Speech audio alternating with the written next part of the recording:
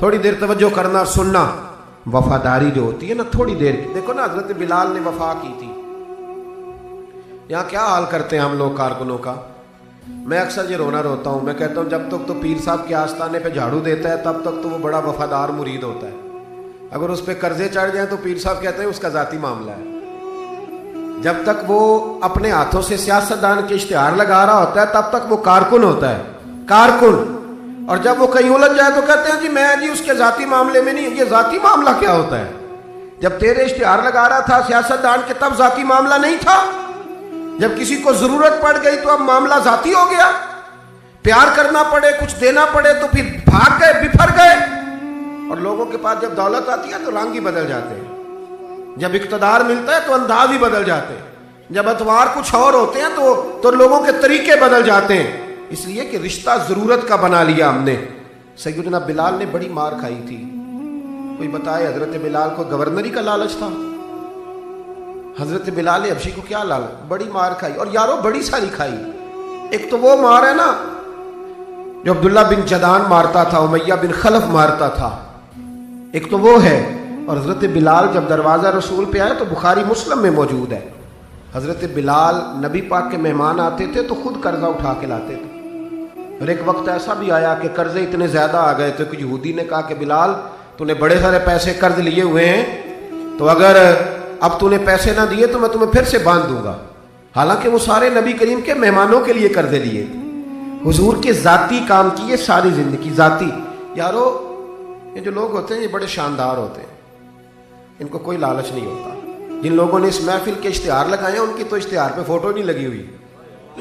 لنگر کھلا رہے ہیں ان بیچاروں نے. تو وہ ایک نقیب محفل ملتان میں نا ایک دفعہ پیار چلتے ہیں نا دوستوں سے, مجھے غصہ بڑا کم آتا ہے تو کبھی آ جائے تو وہ چلو آ بھی جاتا ہے.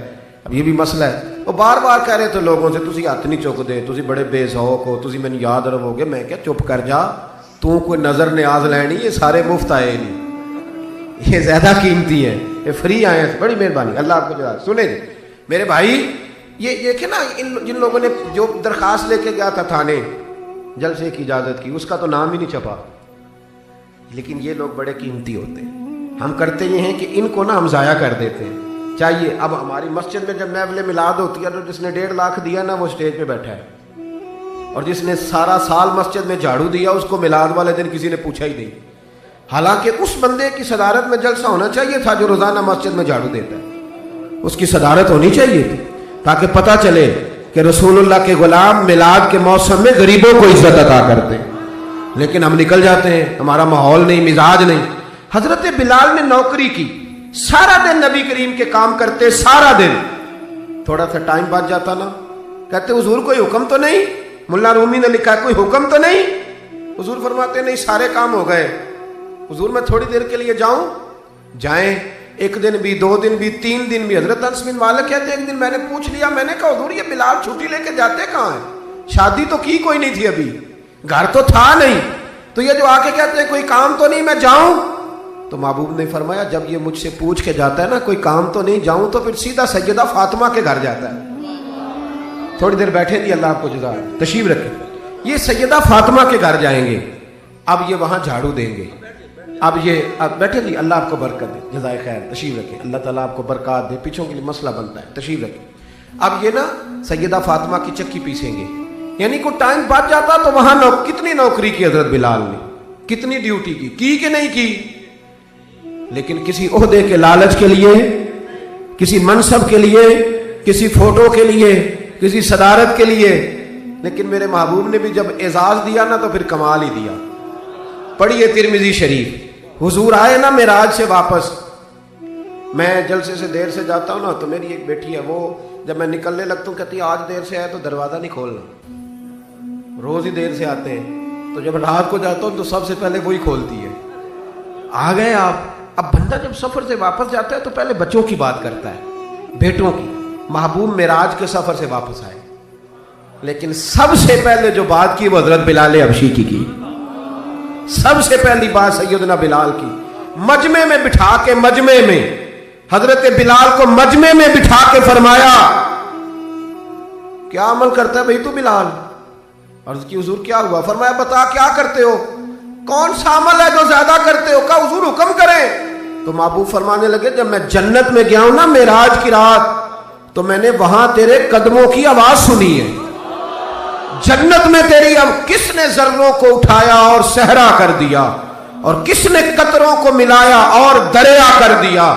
یہ کس کی حکمت نے یتیموں کو کیا در یتیم اور غلاموں کو دنیا بھر کا مولا کر دیا.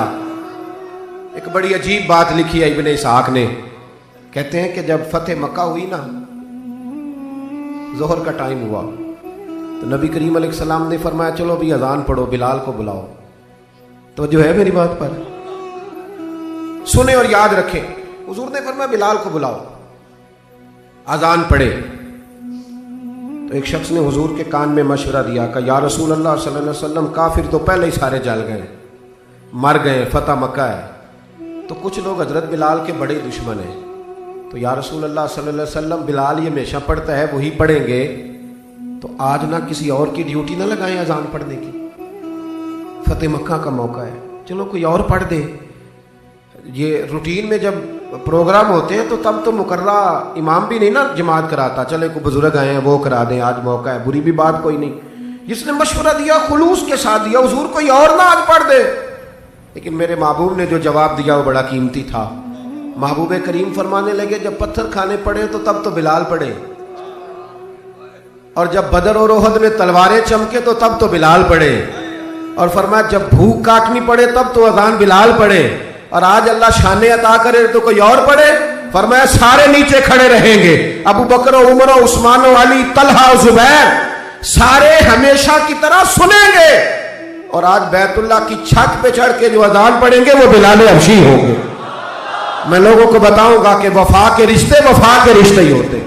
وفا کے رشتے وہ پانی پرن سہیلیاں رنگا رنگ کڑے او پائیا اسی تے پڑیا اس دا جانیے جس دا توڑ چڑھے. وفا والا رشتہ قائم کرو. وفا والا کبھی ملا کرو. کبھی پی ایچ ڈی کر لیتے ہو نا تو کبھی میٹرک والے پرائمری والے استاد سے بھی جا کے ملا کرو. جب اللہ شانے عطا کرے تو کبھی کبھی اپنے گاؤں بھی جایا کرو. کبھی جا کے ملا کرو. ہاں شہر میں آ کر پڑھنے والے بھول ہی گئے کس کی ماں نے کتنا زیور بیچا تھا. اپنے انداز نہ بدلو اطوار نہ بدلو اخلاق حسنہ کی دولت پیدا کرو. یہ جو ہم ٹوٹ گئے ہیں نا امیروں کی سوسائٹیاں الگ ہیں اور غریبوں کی جھونپڑیاں الگ ہیں. انہوں نے بڑی تفریق پیدا کر دیا معاشرے میں. لوگ تو جنازے پڑھنے چھوڑ گئے ایک دوسرے کے. لوگوں کاٹ دیا جس کے پاس پیسے زیادہ آئے. اپنے بھائی کی بچی غریب بیٹھی ہے رشتے کے لیے اس کو وہ رشتے ڈھونڈ رہا ہے کہہ رہا میرا کوئی میرے اسٹیٹس کے لوگوں میں رشتہ کرا دو. تو رشتے والے نے کہا وہ تیرا اپنے بھائی کی بھی تو بیٹیاں نا تو وہاں کر لے. کہتا نہیں وہ جب شادی کرے گا نا تو میں تعاون کروں گا. تو تعاون تو بھائی کوئی اور بھی طرز کھا کے کاری دیتا ہے اور بھی کو کر دیتا ہے. تو وہ والا رنگ اختیار کر جو اللہ رسول نے تجھے عطا فرمایا ہے.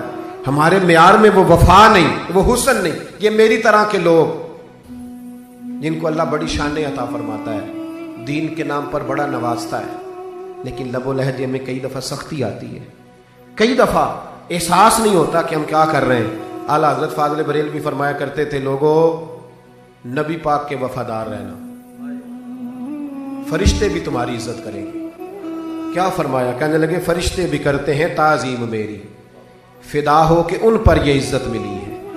اکرام کرنا کبھی بھی اپنے نفس کو نصیحت کر رہا ہوں